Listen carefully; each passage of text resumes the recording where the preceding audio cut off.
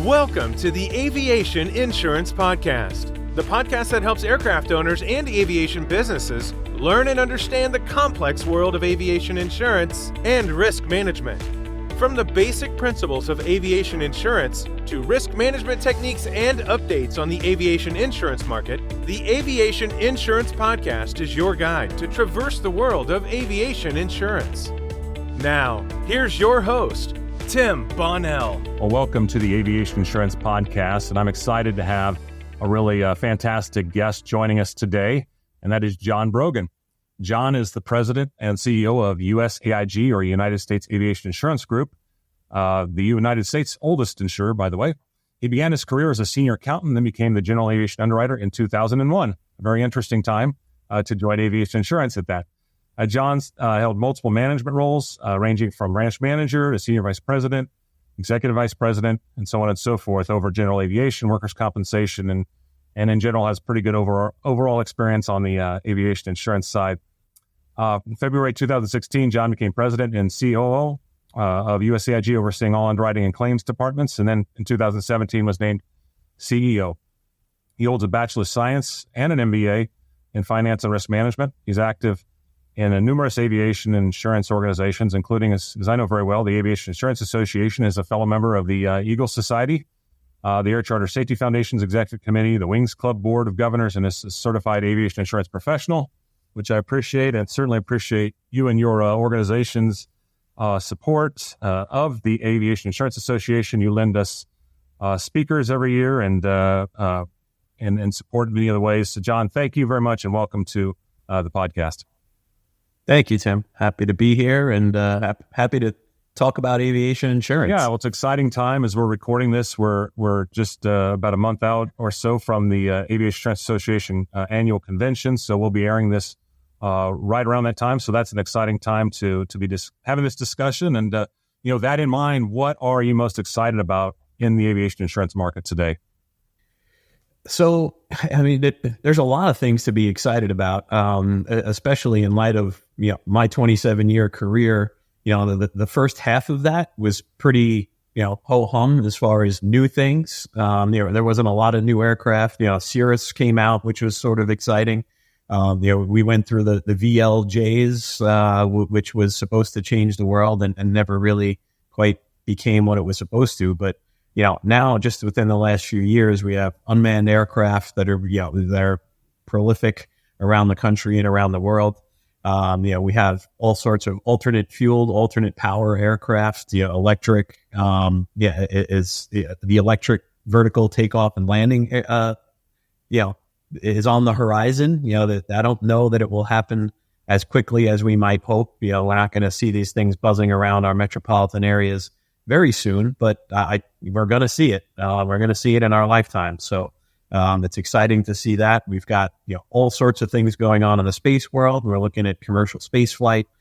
Contractors are putting people up into space on a regular basis. So we've really got a lot of good, exciting new things happening in aviation. But I think the one thing I'm most excited about is that general aviation and airline, the traditional aviation that we've all grown up with, is doing very well. That industry is booming. So, on the back of all the new stuff that's happening, we've got really good time for business for general aviation, airline business, product manufacturers. It's a good time to be in aviation. So that's really what I'm most excited about. That the businesses that we support are doing well, and that's exciting. Yeah, that's fun. It is. That's a very interesting point, that it's fun to see all the innovation that's happening today that, as you said, it just wasn't quite the same 20 years ago. And right. On top of the aviation market doing well. So, yeah, there's definitely a fun time. That in mind, what are your biggest concerns in the aviation insurance market today, or challenges that you're facing as carriers? So, without a doubt, it's got to be the social inflation and the legal environment that we're living in. Largely here in the U.S., but it's expanding around the world. And that's not unique to aviation insurance, but it is an insurance industry problem or issue, which in turn is a society issue, right? Insurance is a societal product. It's since the way insurance works is, the premium of the many pay for the losses of the few. The insurance industry runs on a small percentage of that premium to pay salaries and keep the lights on, but largely, insurance premiums are based on the losses that happen. And if out in the world, the legal environment and the, social inflation issues are causing every loss to be higher than they were before, that's going to push premiums up to keep up with that. And that's going to cause an issue because that's money coming out of society. So it's a big problem. I wish I had a solution or even a suggestion at a solution other than some legislation. But it's really become an issue for us. And there's ones that make the news that, there's, whopper settlements that come out, in aviation and outside aviation that make the news. But really it's every claim that happens out there is inflated. And so it's not just the $250 million settlement for one person that you hear about that makes the headlines.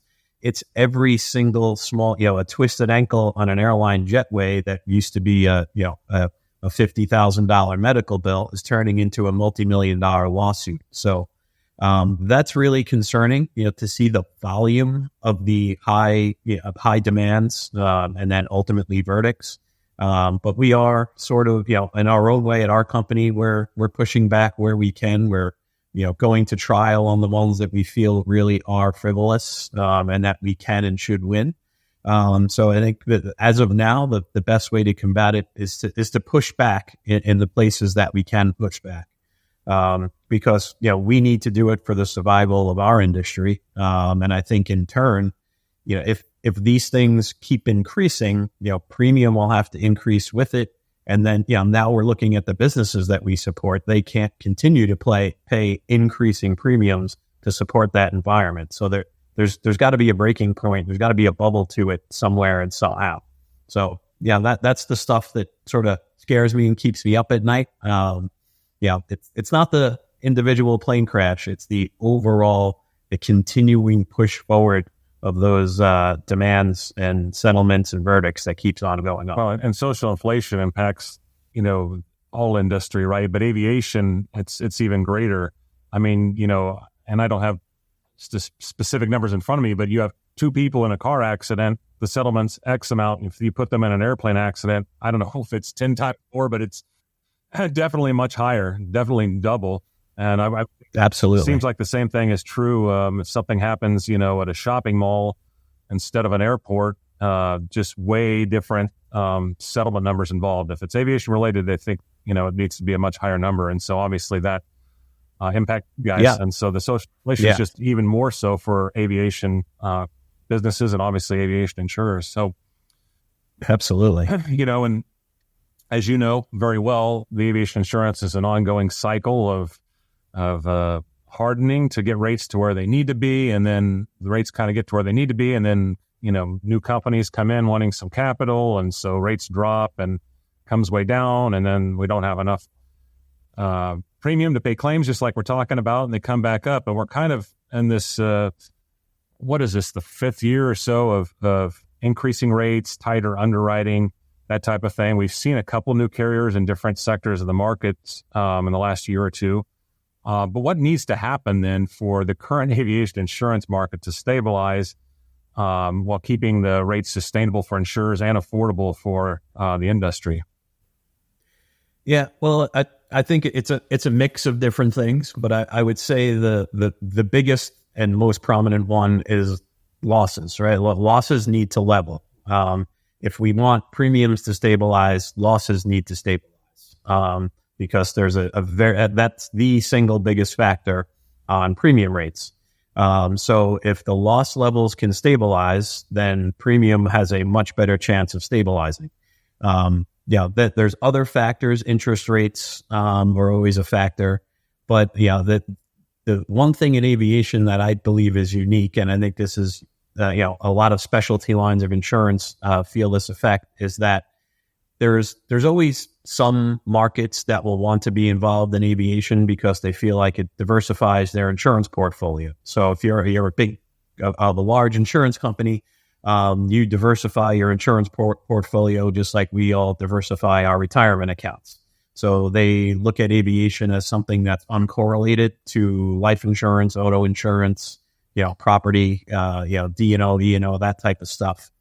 So they want to have some aviation in their portfolio. So I believe there will always be some interest purely from a diversification standpoint. So that will keep capacity around. But ultimately, our industry, the aviation insurance industry, needs to be profitable for those companies that are in it, or at least reasonably profitable over time, right? Yeah, it's a catastrophic business. We know we're not going to make money every year. That's the nature of our business. But there needs to be a long-term profit outlook. Like I said, the biggest factor is absolutely losses. Losses need to stabilize, but it's extremely hard for that to happen in the environment that we talked about, in our previous question. It's the social inflation is making it very hard. On a good front, I think some of the inflation on repairing of airplanes, some of that has stemmed a little bit. Supply chain issues have sort of solved, not completely solved, but gotten much better. The regular inflation, the price of things has sort of leveled off, but we're still seeing, very large increases on a similar loss from 10 years ago. Prop strike from 10, 15 years ago is costing double or triple today what it did back then. Yeah. I mean, certainly, I guess people may not know that, starting, during that pandemic with the lack of parts availability, the cost skyrocketed. The cost to repair the same aircraft significantly increased. So even if it was the same claim that happened 2 years ago, the cost was significantly higher. In addition to, on liability claims, the aircraft being down longer, so you throw social inflation, increased liability awards, and those things. It's certainly been a challenging time, as you said, for aviation insurers and the losses, as you talked about. I think one of the encouraging things is, or things to be hopeful about, is kind of what you alluded to with some of the technology earlier. There is a lot of progress with, flight data monitoring, the telematics type of things that is providing, increased feedback loops, using some of the technologies the airlines using, the FOPWAs, the safety management systems continue to permeate down through corporate aviation and even into general aviation. So, those are, I think, positive things. Is there any one of those, that stands out to you as, are any of these new safety, I mean, not new, but, they've been there and they're emerging. Any one of those you feel is going to be the most impactful and as far as the non-legal aspect of reducing losses?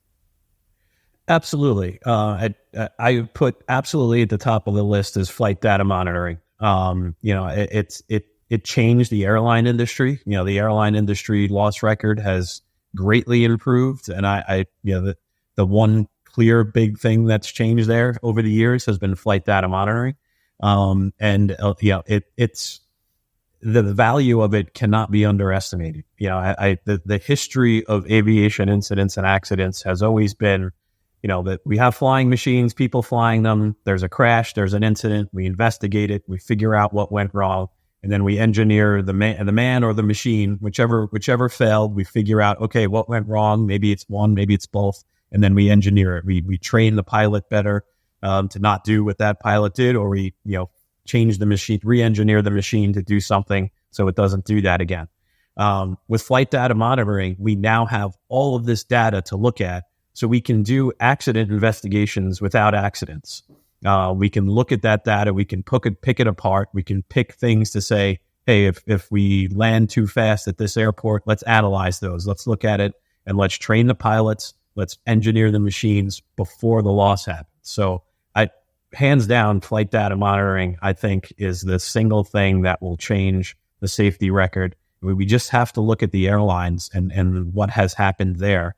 When you and I started in this business, there was a lot. You could bank on a certain number of airline accidents every single year, and gosh, it just doesn't happen. Knock on wood.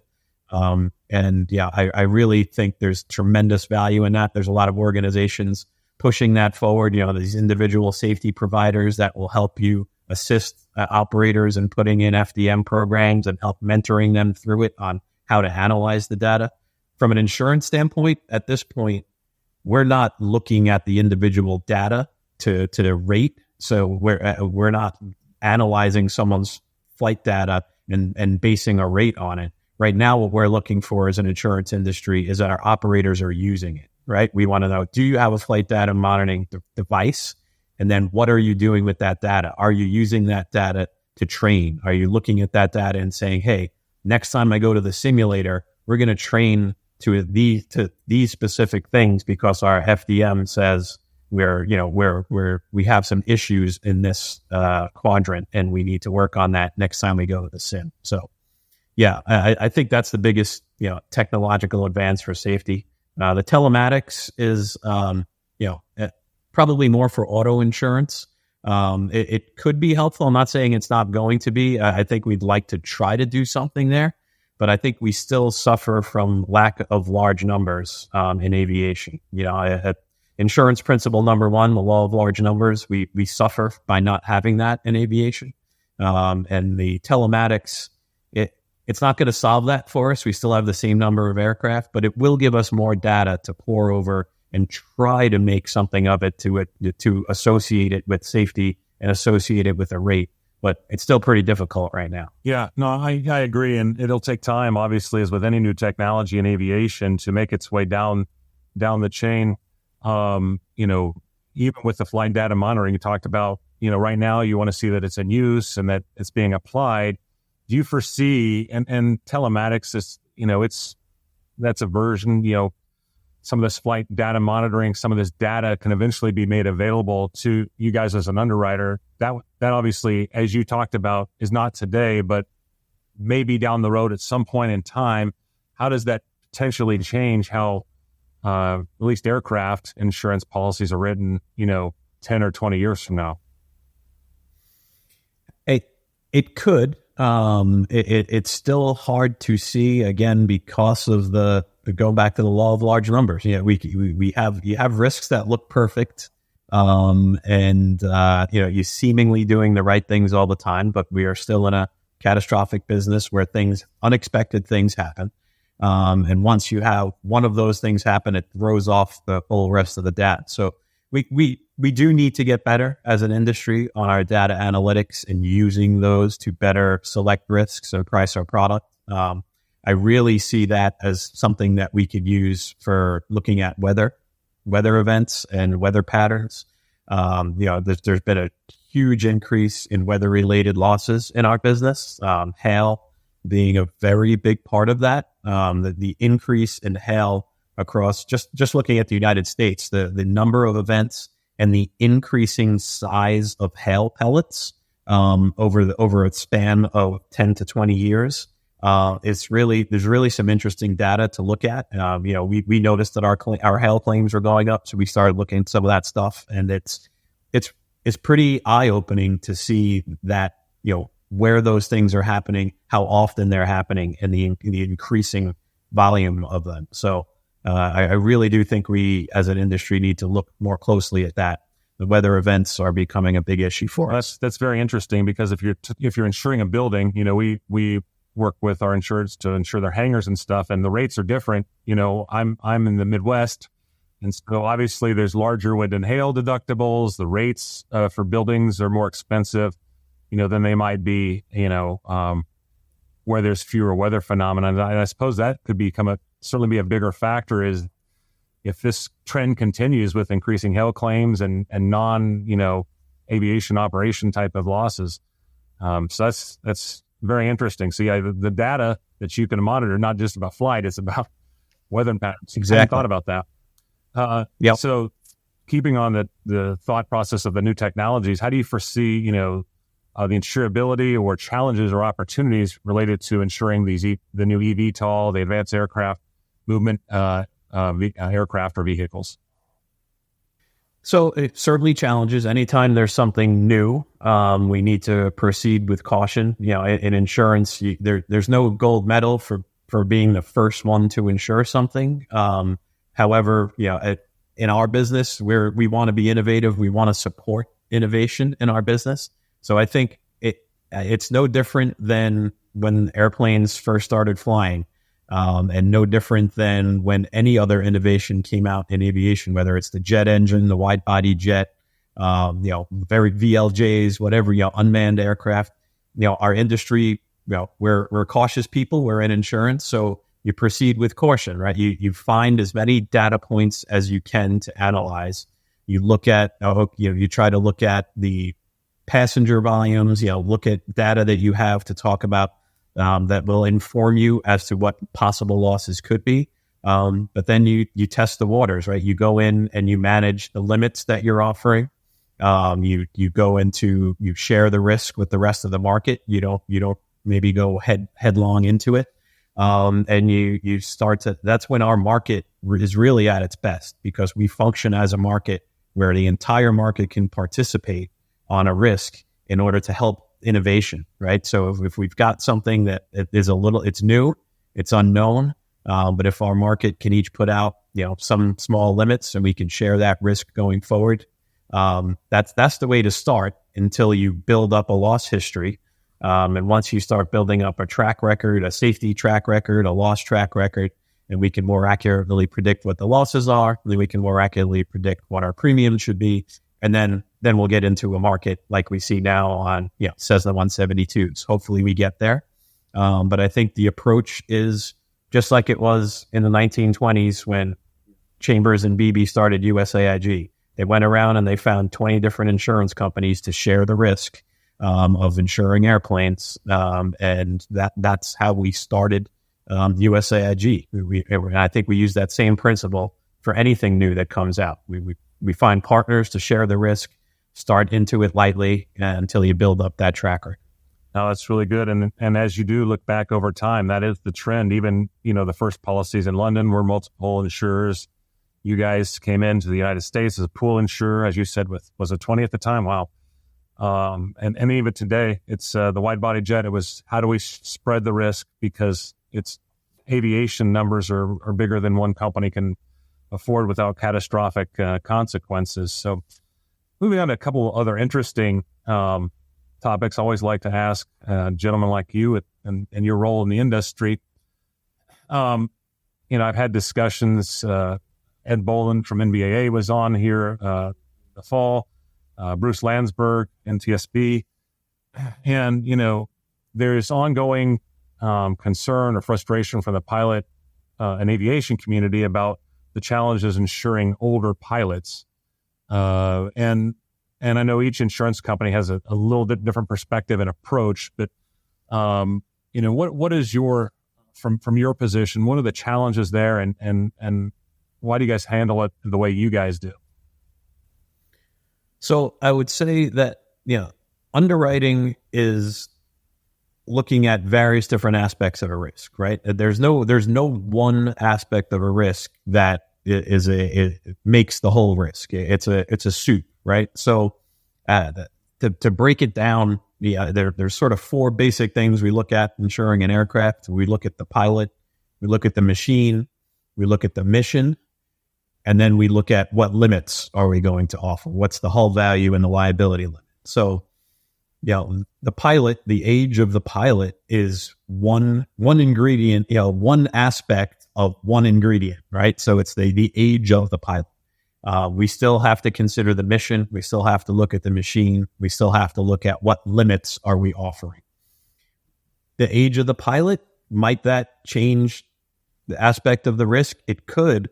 I'd say it's really hard to determine that because we don't have, most of the pilots you're talking about, the aging pilot issue is on light aircraft, owner flown, piston engine, maybe some turbines, but it's owner flown aircraft.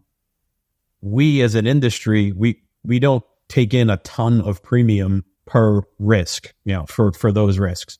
Therefore, we have limited resources to be able to truly analyze the pilots in those situations, right? So I would love to be able to have our folks go interview these pilots, all right? And go talk to them, and then come back, say, hey, I talked to that person, I flew with them, or someone I know. We have a local expert at the airport who flies with that person, and they know them and they vouch for them, and that's extremely valuable information that would help us insure stuff. We don't have those resources to put out on every Cessna 172 or Bonanza that we insure. I wish we did. But that would be a different problem for a market if we were charging that much money. So we have to pick data points and make analyses based on those data points.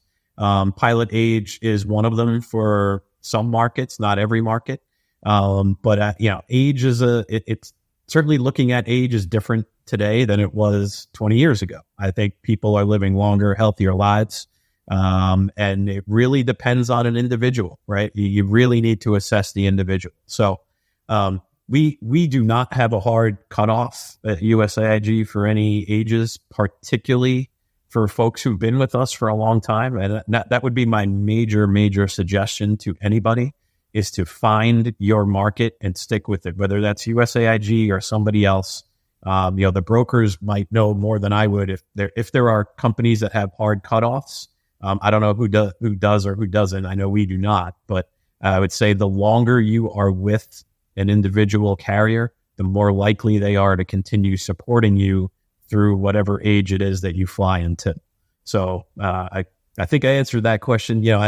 We do not have a hard cutoff. We really like to analyze all aspects of the risk, and I think limit is an extremely important ingredient there, where we feel if we think that the pilot or the mission or the machine are a little riskier, maybe we want to manage that risk by offering a little bit lower limit.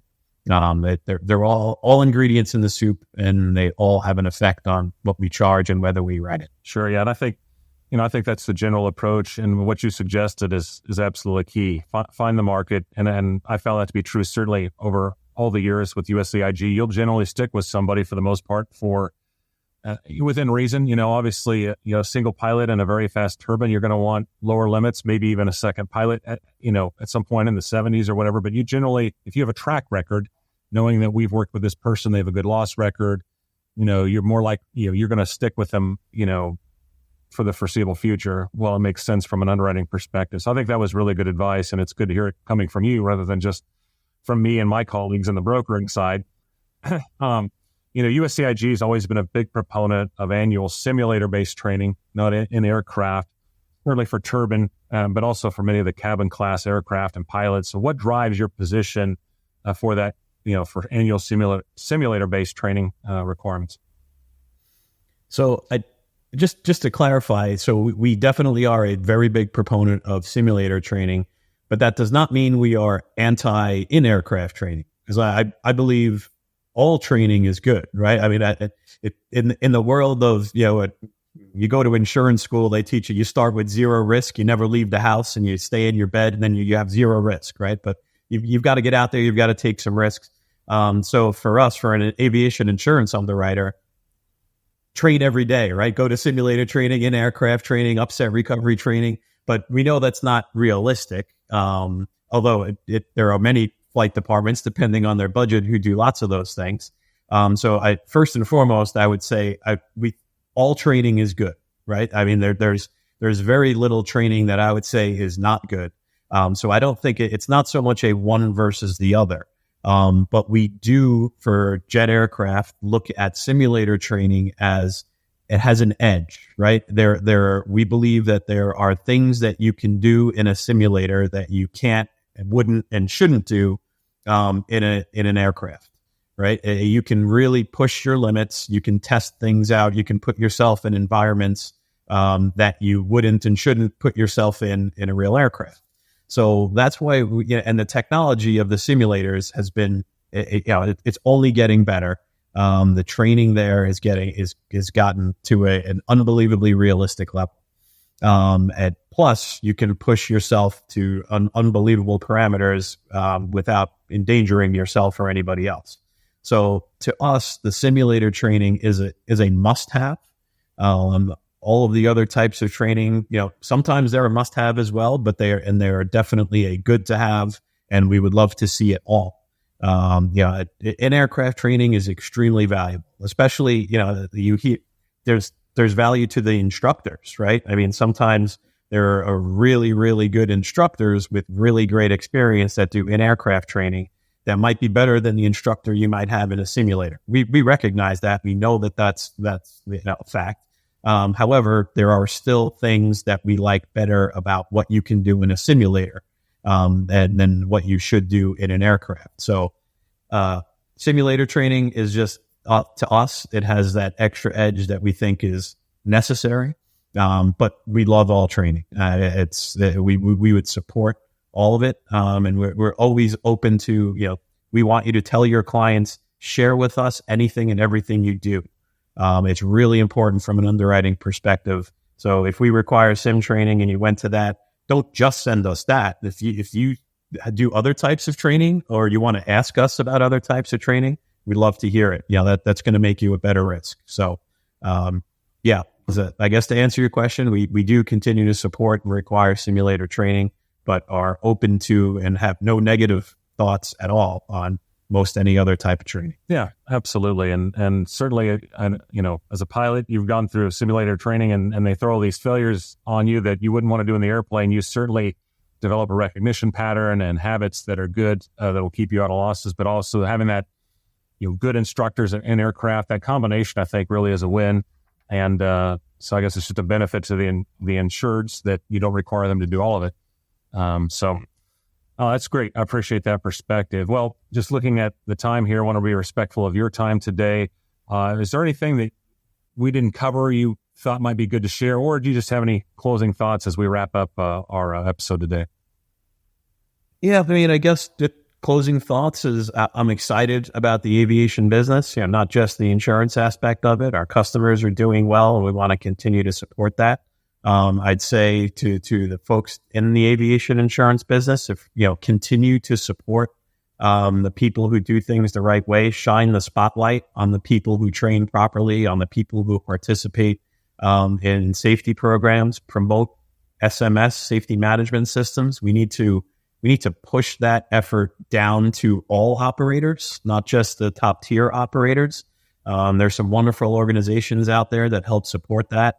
Air Charter Safety Foundation has a program that will help people, kind of get their first leg into SMS, and then maybe they graduate from there to go on to other providers. But there's really, really some great programs out there that will help, even if you have one aircraft. Will help you be a better pilot, will help your flight department be a better flight department. And we, in the aviation insurance industry, we need to be evangelical about getting out there and preaching that, right? We need to make the environment better because it's getting crowded, right? That the boom in general aviation, it's a great thing for business, but we've got a lot of young pilots coming into our industry, which is great. We've got a lot of new machines. The sky's getting more crowded. So we need to continue to get better at keeping the sky safe. And we're the ones insuring it. We need to promote safety. So that's my message to the rest of my colleagues in the industry is get out there and promote safety, push your customers, push your companies to support it, financially and with, human resources to kind of push out there, get on board, speak at conferences, promote safety. That's great. That's really the theme. Losses are the problem. If we can reduce those, then that can go towards better rates in the long run. And absolutely, great message. Well, John, just so thankful for your time today, taking this busy time in your schedule and just giving that to me and certainly our audience and sharing your very well-informed thoughts on our aviation insurance industry.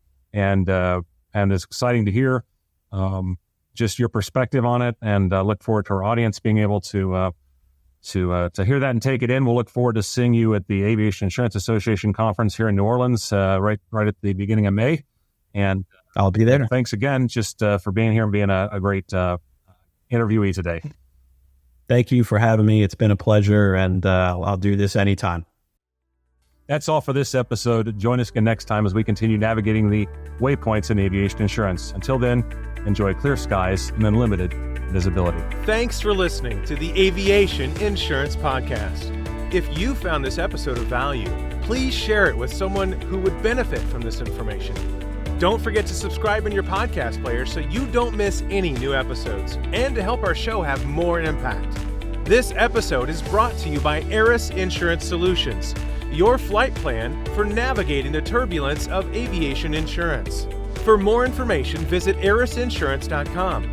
That is www.aerisinsurance.com. Disclaimer. These episodes are for educational purposes only, and due to the changing regulatory and legal nature of the business, some information may change over time. Having a well-educated and experienced aviation insurance broker on your team is an absolute requirement to success in business and for managing your aircraft and aviation business risks.